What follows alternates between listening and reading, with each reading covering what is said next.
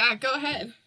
All right. Well, thanks for inviting me to chat about how I taught Lyra to talk and how I think many other horse people could teach their horses to talk. So I'm Carmen Mercer, and a little bit about my bio. I work in a large school district in the special education department, and I help make sure kids with disabilities have assistive technology. I work closely with speech therapists.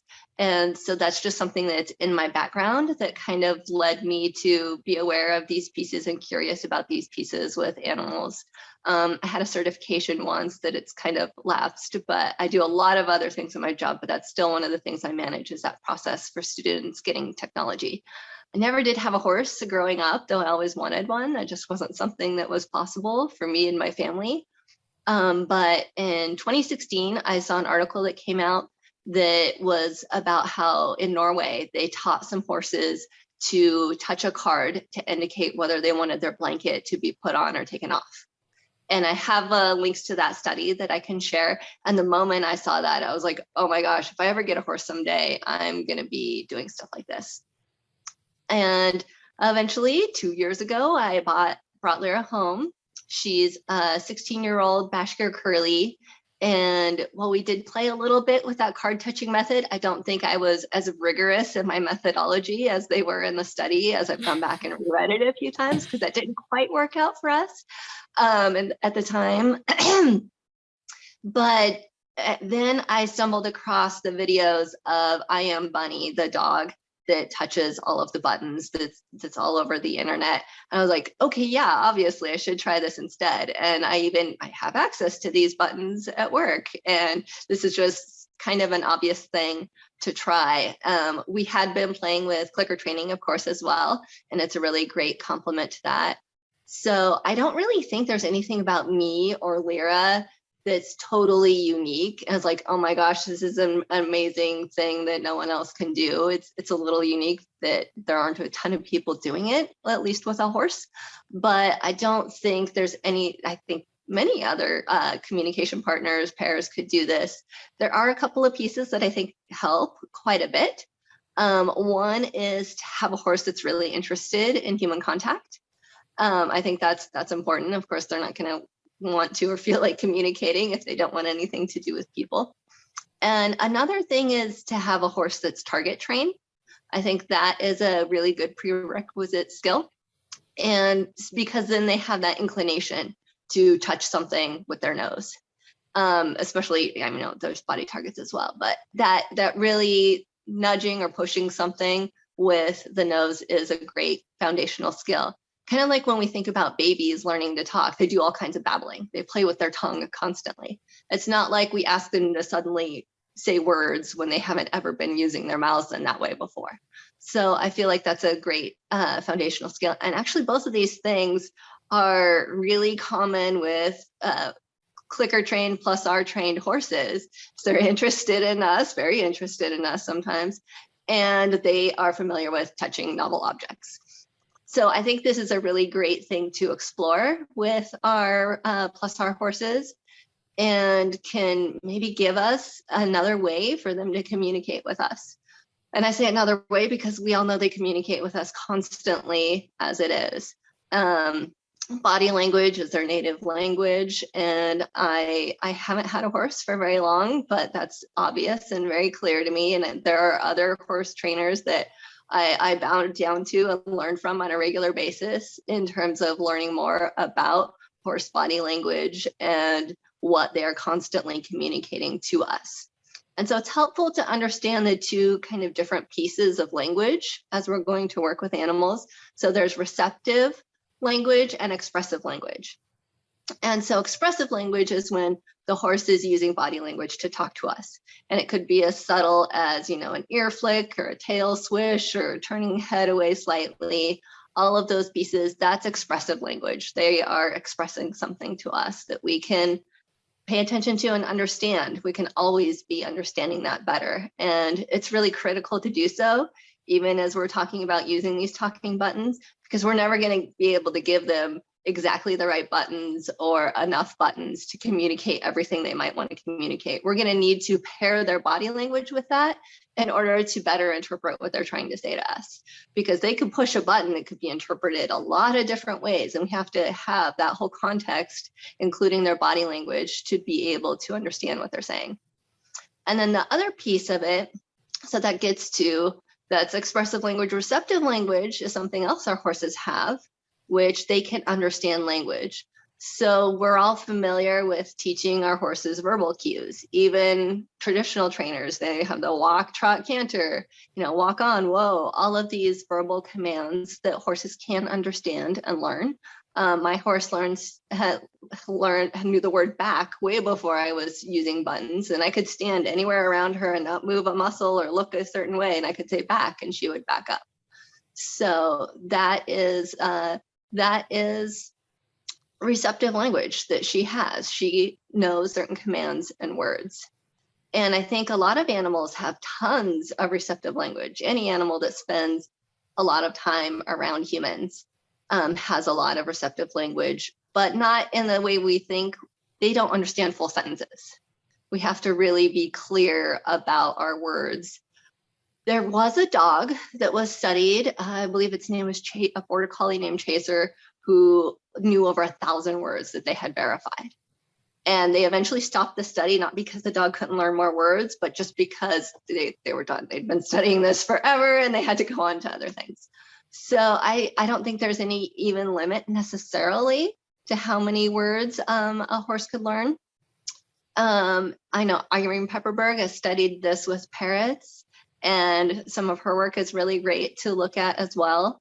And she has some thoughts about how teaching animals different words and language and ways to symbolically represent their thoughts can actually change some wiring in the brains of our animals and make them smarter, make them even more able to communicate and label their thoughts, which is kind of an interesting thing that I like exploring as I get into this and thinking about the different times Lira's communicated with me.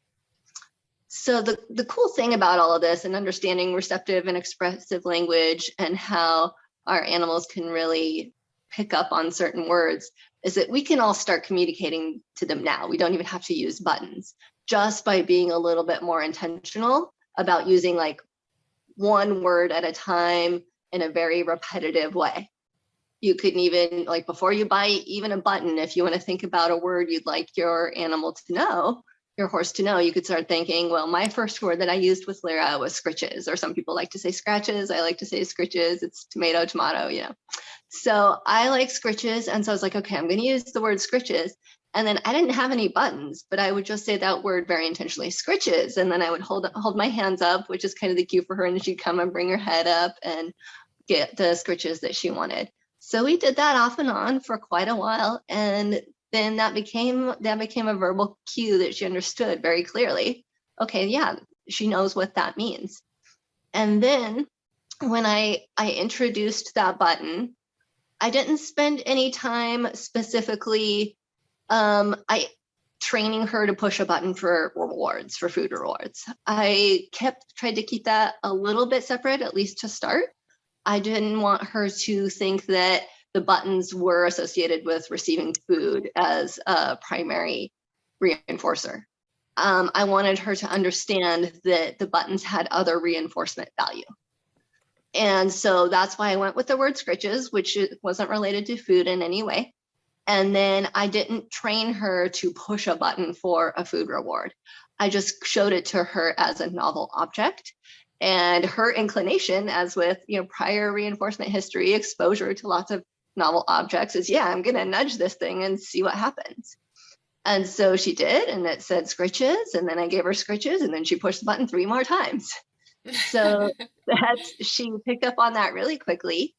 And then that is kind of where we started. So that's a really good recommendation, is to pick a word that you would use frequently with your communication partner, and one that you can train verbally, get a lot of exposure to verbally. And then if there's that reinforcement history of nudging objects, to have that then present the button. And if your horse doesn't push the button, that's fine too. I would then just recommend actually modeling. So that's what we do. We do a ton of modeling. Oh, hello. Hello. Hi, welcome. So I was just talking about modeling your first button if you give buttons to your horse. So that's something that's really important, especially as you introduce a new button or if your communication partner isn't pushing button yet and you offer them a button, to model it yourself. So let's say Lira hadn't pressed, I offered the scritches button, and let's say Lira didn't press it. What I would do is I would press the scritches button and then offer the scritches cue, or see if she wanted scritches, or even wait until she like nudges me with her head, like, hey, I want you to scratch me, and then walk over to the button, yes, scritches, yes, let's do scritches. And really doing a lot of repetition of that modeling activity. And then they will eventually, assuming they want to communicate that way, will press the button. And so that's something that Lyra presses now occasionally, is scritches.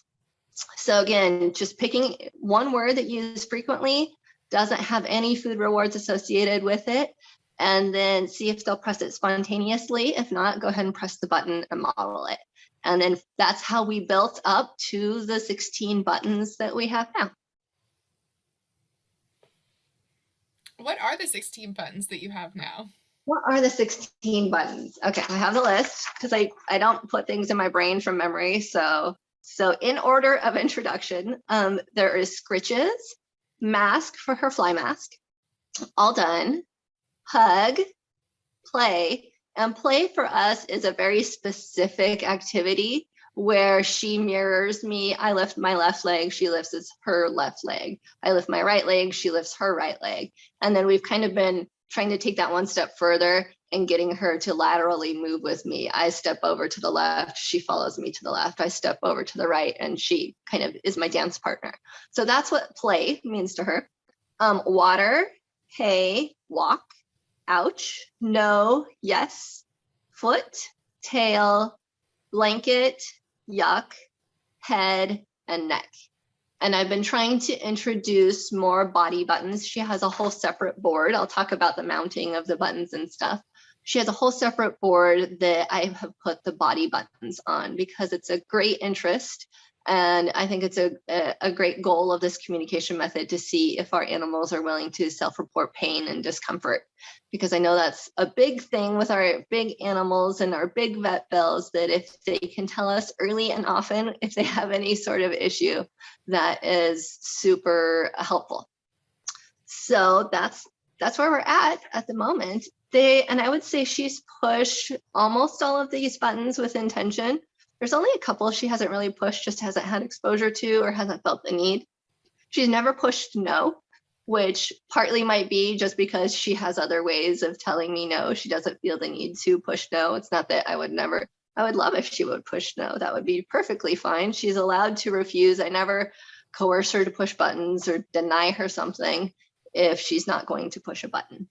The other one is a blanket, just because she's a curly horse. She doesn't need a blanket that frequently at all. And in the winter, when it was going to get cold enough that, it was going to be 10 degrees below 0 Fahrenheit with a horrible wind out, I would just put her blanket on in the evening.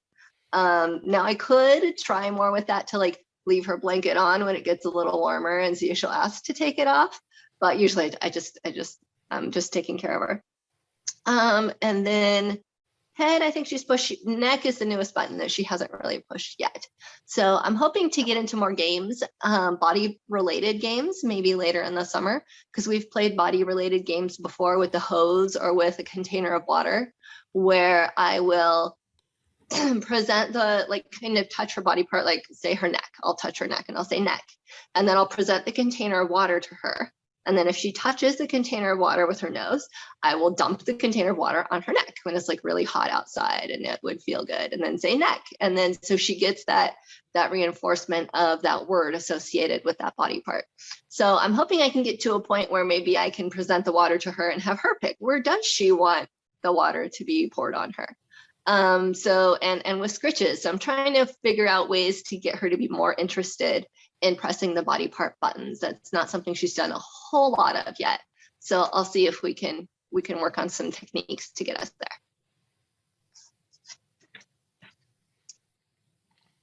And then, so I'll talk a little bit more about the buttons themselves and how I've used and mounted them. So what I have most often in my videos are these guys. And these are the Learning Resources recordable answer buzzers. They're kind of the cheap entry-level buttons. And so they're good for it in that way. The recording quality isn't that great. Sometimes my husband and my daughter just laugh at me as I keep trying to record the same word over and over and over, and it does not sound anything like the word. But eventually I get a word that's good enough.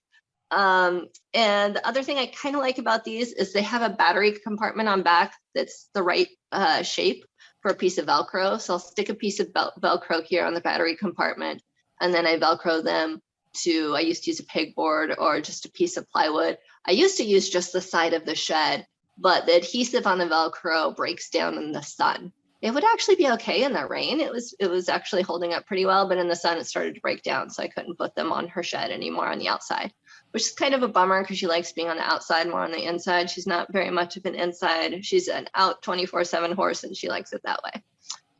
So these are the Learning Resources recordable answer buzzers, and I can share some links to these. At least the way I have them mounted, it is easy if I needed to replace the batteries, which actually I haven't had to replace any batteries yet. The only other thing I don't like about these is this recording button on the side. Lyra has pushed this on accident sometimes and erased a button.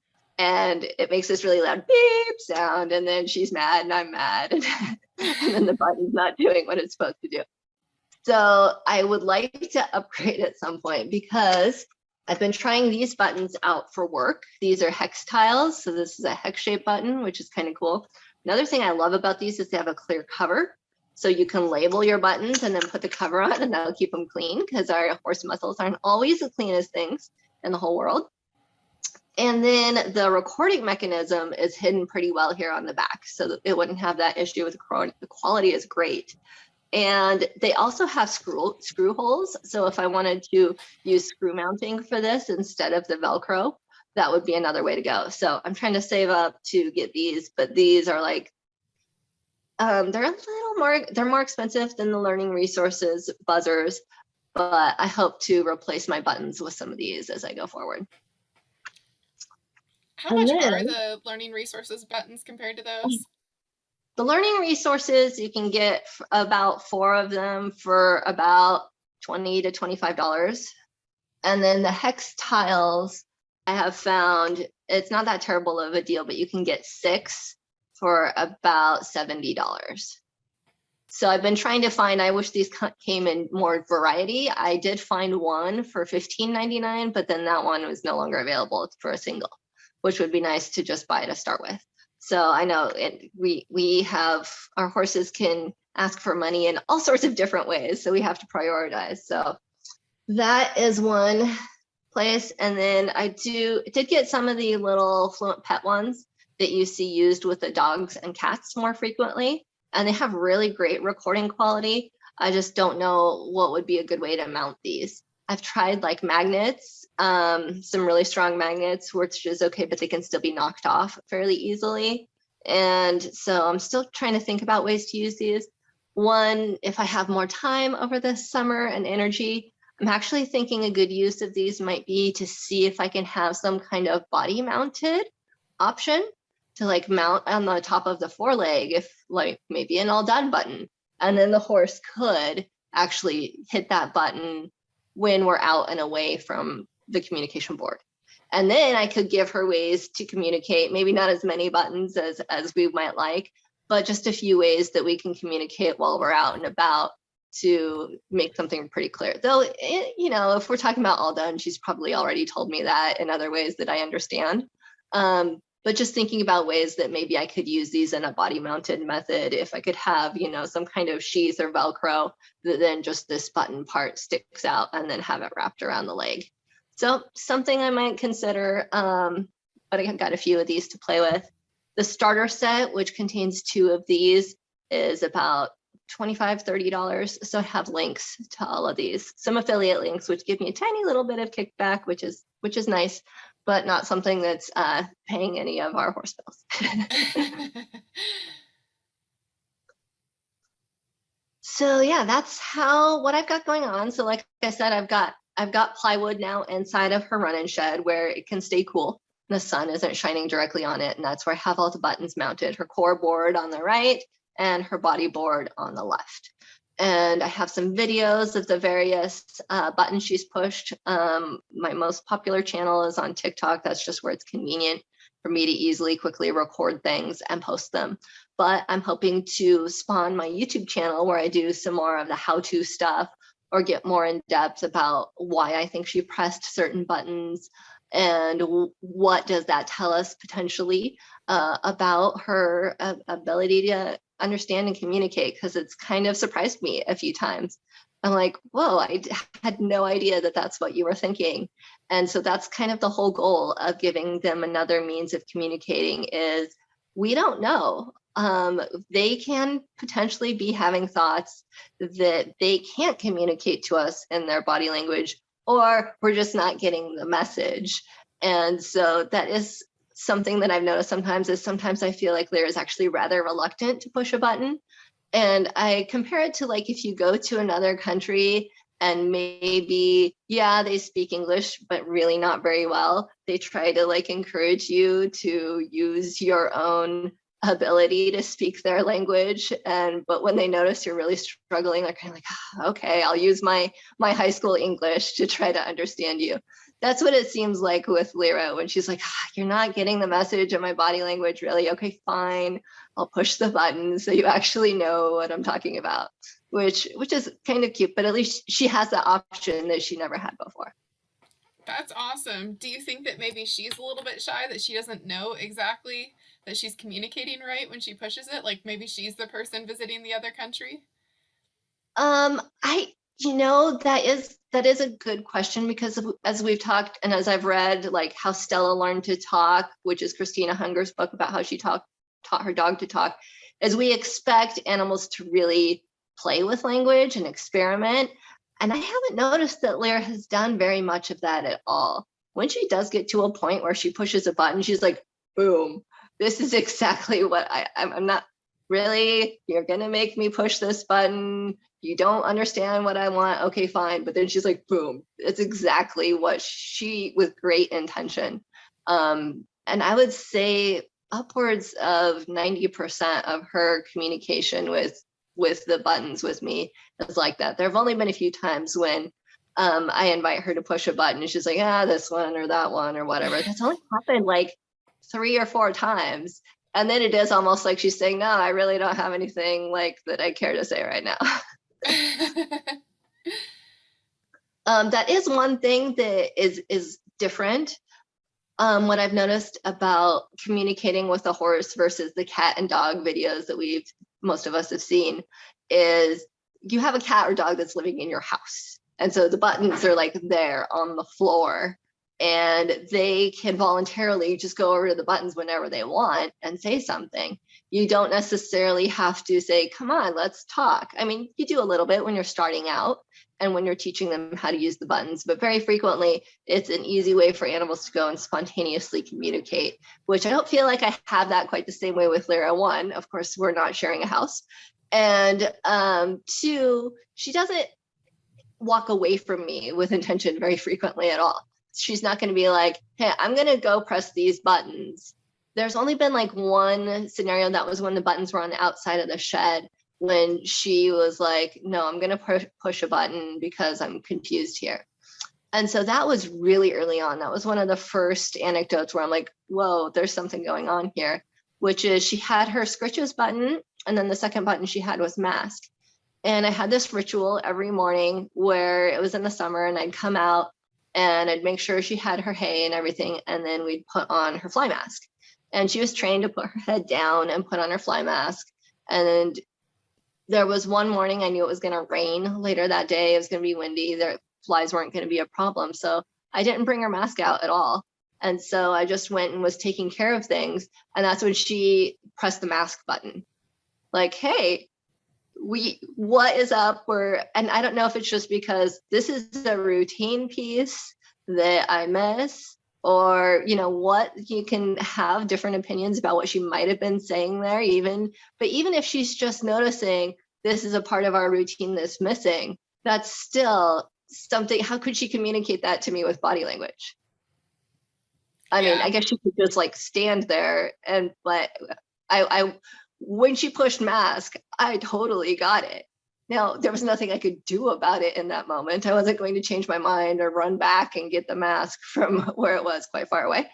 But she told me something. She was thinking about either an activity or an object or a routine that was missing. And that's something that's really tough to communicate with body language, is something that's missing. And so that was one of our first anecdotes that was pretty cool. And when I learned there might be something going on here. That's really cool. And I was also wondering Yes. what other things you've seen with your horse that she's just decided to do randomly. So yeah, there have been a few things where it's been really exciting and how she's talked to me. One was the word walk. So I had gotten her halter and lead rope out. We go for walks sometimes around the house or around the neighborhood. I let her graze a good amount. We do some grazing training around that. And her barefoot trimmer was going to come to trim her feet. And so I'd gotten her halter out, but it was like she wasn't going to be around yet. So I was grooming her and getting her cleaned up. And I had just hung the halter on the outside of the shed. Totally forgot about it. And then the farrier, she texted me that she was running late. And it's like, okay, fine. Well, let's play some games and stuff and just kill time waiting for the farrier to show up. And then I invited Lira to come and press a button. And this was the first time she ever pressed this button. She pressed walk. And I was like, whoa, oh, well, duh. I got out your halter. I put it on the outside of the shed. I totally ignored it. And we were doing all of this other stuff. And you're like, hey, human, when are we going to go for the walk? And those moments are really great because I know that's not prompted. That was not even in my brain when I was asking her to press a button and seeing if she wanted to do something. Yeah. And she could have said that another way. She could have walked over to her halter and then like looked at me, and that could have been another way she could have said that. But I forgot the halter was there and I was directing her to do other things. I was like, hey, do you want to come push a button? Yeah, I want to go for that walk. And so that was a really great moment also, because it was one where I could say, duh, yes, of course, let's go for a walk. And I got her halter and put it on her. And then we spent the rest of the time waiting for the farrier to show up, taking a walk around. So that was really nice and really great. And that was just another anecdote that I like to tell. The other one, let's see, is when she has pushed water. So she doesn't normally push her water button. She always has fresh water available. It's just not something that she ever feels the need to request. Except this winter, I don't have power out to her field and her shed. So her water would freeze over in the winter. And I'd go out every morning and I would bring these 2 buckets of hot water from the house to use to melt up enough of her water, get some of the ice off of it so that she could drink it. And so I had broken up enough of her ice, but I realized I still had a bucket of water. It wasn't too that bad that morning. So I let her drink the water. And then that became a habit that we had in the mornings, is she would just like, no, just let me have the warm water and I'll drink it. She was obvious that she was interested in the bucket. So I was like, okay, sure, just drink the water. And so one morning I had just let her drink the warm water, bring her 2 buckets of tea in the morning.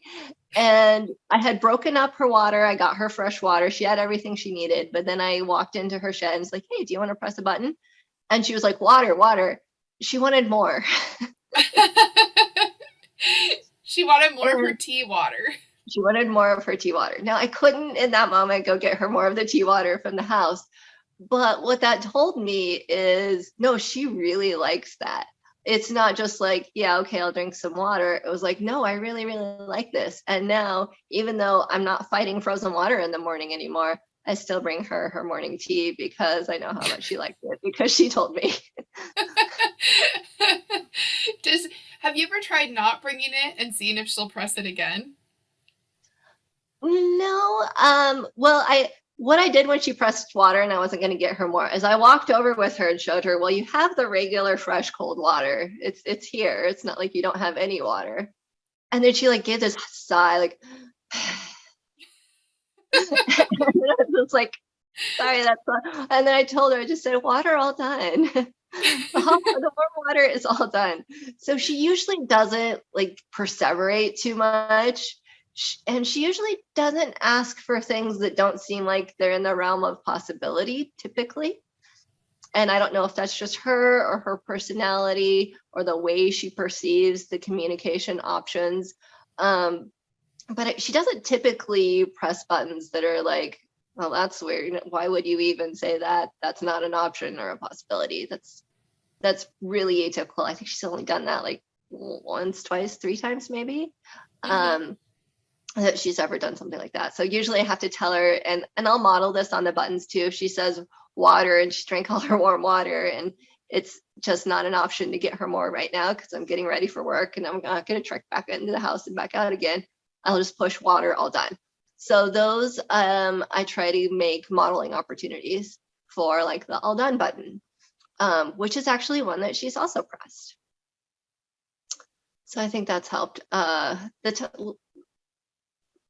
There are a couple of times when she's pressed all done. Once was when I was actually have this one on Instagram, maybe that I was playing around. I was kind of really slowly getting her hay in the evening, and I threw her hay net out over the fence, and the cat jumped on it. He likes to lay and play on the hay net, and I was kind of watching the cat, and I was kind of filming the cat with my phone and other stuff.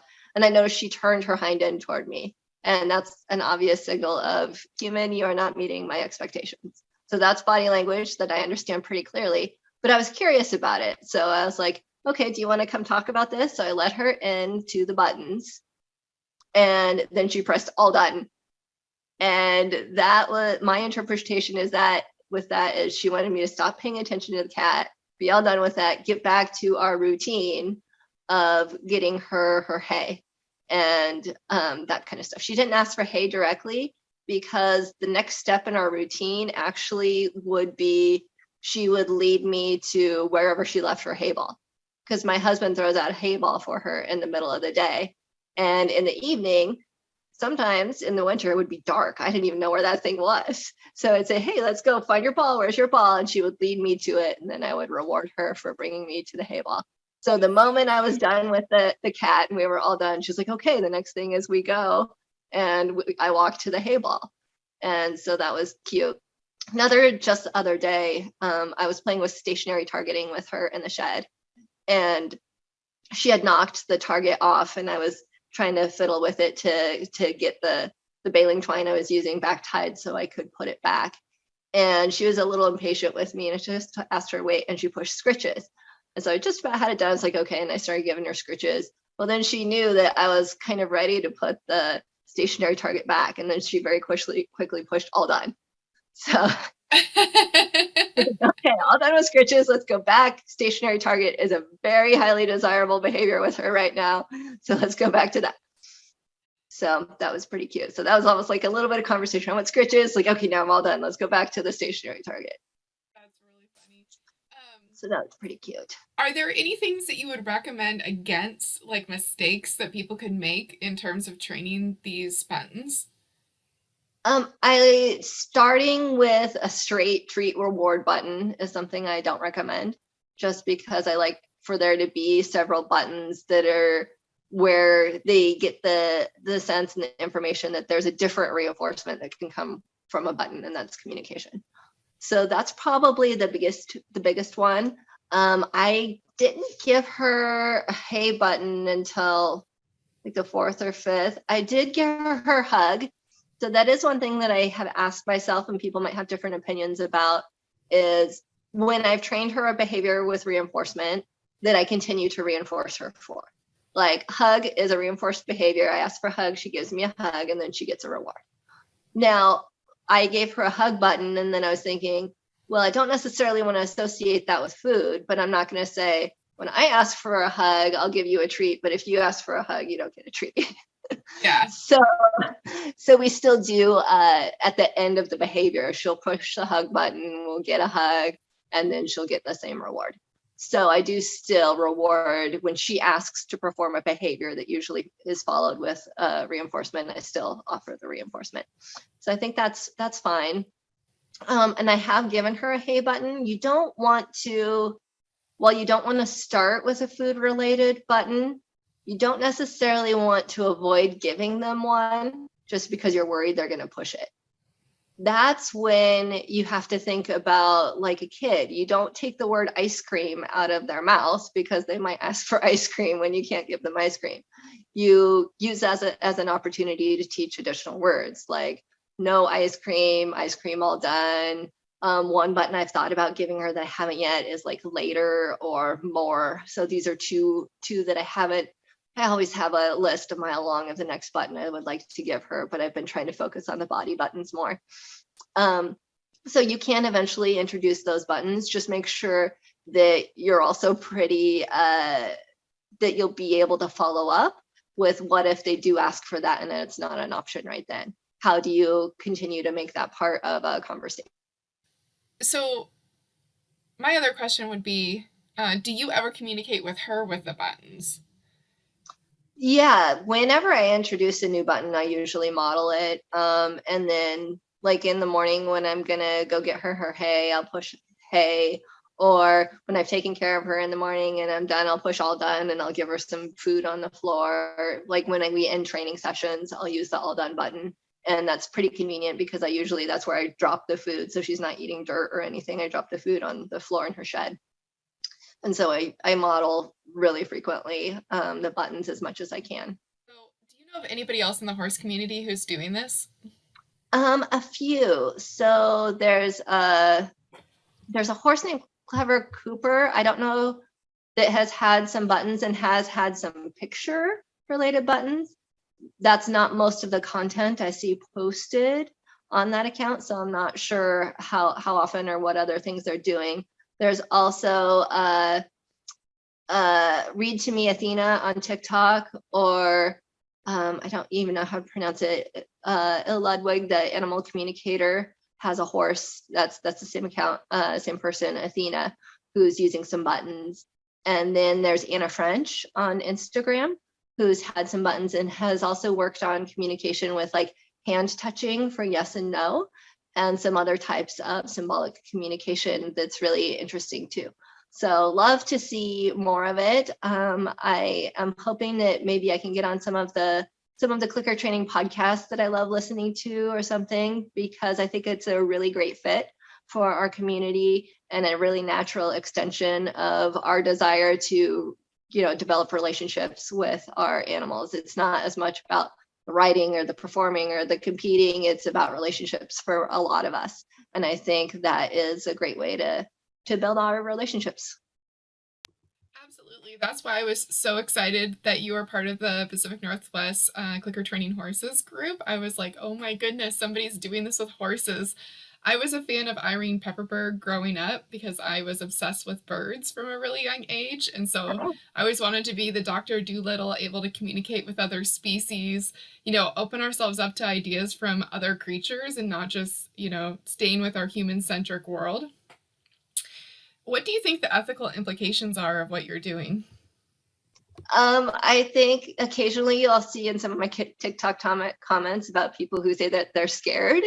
But I think that's, it does make people uncomfortable. And I think that's important. If there's way more going on in there than we've been willing to understand or accept, that does have implications for how we treat and care for and keep other living beings around us in our lives. And so I think non-human communication is, if it brings greater understanding of their ability to experience joy and suffering and pain and pleasure, then we need that information, even if it is, a little uncomfortable sometimes. And I think that is ways that we can really push that conversation forward. I think the thing that's most interesting to me about it is the consent aspect. And it's fascinating to me that that could scare people. although it does make sense in light of where the horse community currently is. For those that are in the clicker training horse community, it seems really natural to be able to build a relationship that's based on consent because that's the foundation of what we're trying to do. But I could see how it could be really uncomfortable to have your horse telling you when they don't want to do something and to realize that there is a feeling being behind what you are doing with this, what you think of as an animal, that's happening in their brain. Yeah, absolutely. And I hope that, not everyone, looks the same way on the clicker training community. And I hope this is another lens to look at our animals through and look at consent through, if they can really tell us what's going on. So many of them will, see some of this and it will strike a nerve in maybe ways that just seeing examples of clicker training don't do for people. It will have kind of that emotional hook that I'm hoping can help be a driver of change in the horse industry in general. Yes, I feel like those of us who are in the clicker training community want that deep relationship where we're able to see the world through another being's perspective so deeply, and this is providing us the avenue to that. I don't understand how you couldn't be extremely excited by it. Oh yeah. No, I can't even, I could go back and think, could I even imagine that I would have been doing this when I brought my horse home a couple of years ago?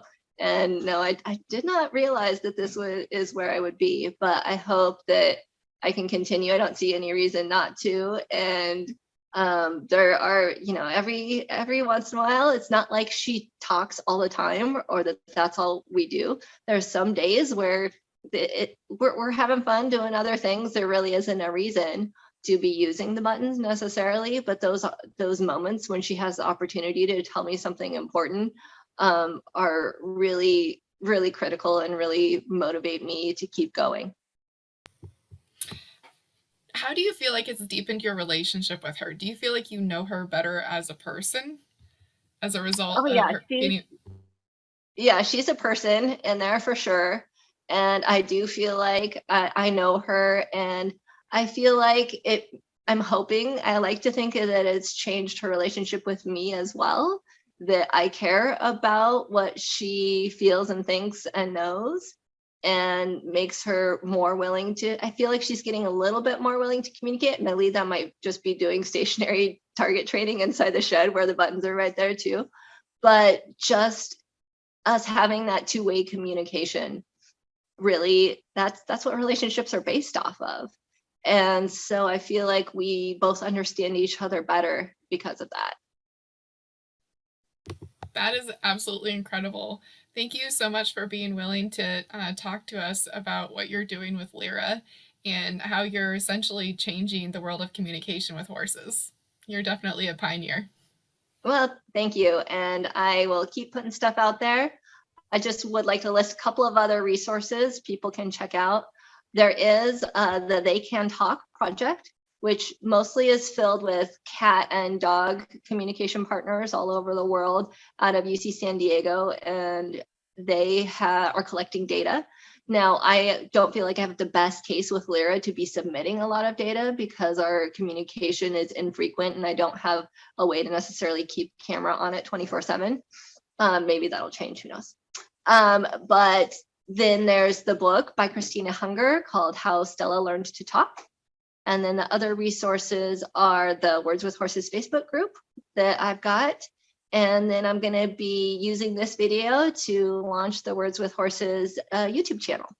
And then I will cross post that information on my other accounts. My TikTok account has gotten some pretty crazy traffic lately, just from a very quick hug video that people seem to find is very sweet, which it is. So I will be spreading those resources around, as well as the links to places where people can get buttons and some of the books that I've mentioned and rely on. That is absolutely amazing. Will you be willing to post those links somewhere that I'd be able to share them with the various groups, or will you be able to do that? Oh yeah, at the very least, I'll put them in the Words with Horses channel, and I could cross post them in Pacific Northwest and Clicker Trainers as well. Okay, awesome. I think it would be very fascinating eventually to start submitting to that group that you were talking about that's collecting data on it. Yeah. Especially when you consider that there's so much of the horse community that currently doesn't believe that horses are intelligent enough to communicate like that. Yeah. No, I know otherwise. She's just blown me away too many times. Well, and I think all of us who have been doing the clicker training or who are perceptive and have been around horses for a long period of time know otherwise. But to have the actual data, I mean, I'm sure you've learned about other animals and the struggle that the scientists who have done these communication trials with the animals have faced when they presented their information. They're very well controlled for and documented information to the scientific community. The backlash is incredible. Yeah, it is. There's a lot of vulnerability of guarding our intellectual species capability. There, I don't know why there's so much vulnerability there, but I think that there's a lot more variation in intelligence and cognition than we give our non-humans credit for. And I've always found it really exciting to think that other creatures would be able to communicate with us because, we have this body that we're trapped in and we can only see the world through the eyes of our senses and our brain that processes it. But to be able to hear what the world is like through the senses of an animal with a completely different body type and different senses, I just think that there's a lot of creative possibilities there. I think so too. I think there's a lot of undiscovered country out there. All right. Well, thank you so much for coming and talking to us. Yeah, you're welcome. Thank you for having me. You're welcome. Bye.